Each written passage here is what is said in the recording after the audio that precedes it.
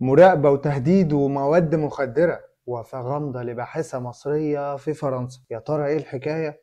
اهلا بيكم في حلقة جديدة في ودي. تصدر اسم الباحثة المصرية ريم حامد وسائل التواصل الاجتماعي في مصر بعد اعلان وفاتها في ظروف غامضة في فرنسا. وتم الاعلان عن وفاة الباحثة المصرية بعد ايام من منشورات نزلتها على صفحتها على فيسبوك اكدت فيها انها بتتعرض لمضايقات عن طريق اشخاص مجهولي الهوية. ولو ما تعرفش مين هي ريم حامد، فهي باحثة مصرية عندها 29 سنة وحاصلة على بكالوريوس في الزراعة قسم بايوتكنولوجي جامعة القاهرة دفعة 2017، وكمان حاصلة على الماجستير في مجال التكنولوجيا الحيوية، وكانت بتعيش في مدينة ليز أوليس الفرنسية، وكانت مقيمة في سكن جامعة بوسكست الفرنسية.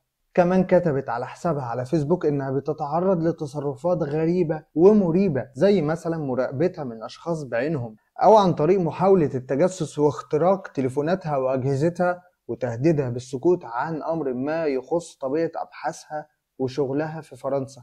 ولمحت ان ده بسبب شخص شغال معاها في نفس الشركة. مش بس كده، لا دي كمان كتبت انها تعرضت لمحاولات تجسس واغتيال، زي مثلا محاولة الاغتيال اللي تمت عن طريق جارتها لما رشت مواد مخدرة على باب الشقة، واللي تسبب في زيادة نبضات قلبها وحصل لها ضيق تنفس. وفي نهاية المطاف تم الإعلان عن وفاة الشابة المصرية في ظروف غامضة، والتحقيقات جارية لحد الآن لوجود شبهة جنائية لقتل أو اغتيال متعمد.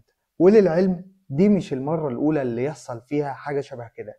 في 1952 تم الإعلان عن وفاة الباحثة المصرية سميرة موسى بنفس الظروف وبنفس الشبهة. تفتكر الموضوع صدفة ولا الموضوع أكبر من كده وده شيء متعمد والقصة أكبر من كده بكتير؟ ده اللي مستنيه منك في التعليقات، واشوفك في حلقة جديدة من ودي. سلام.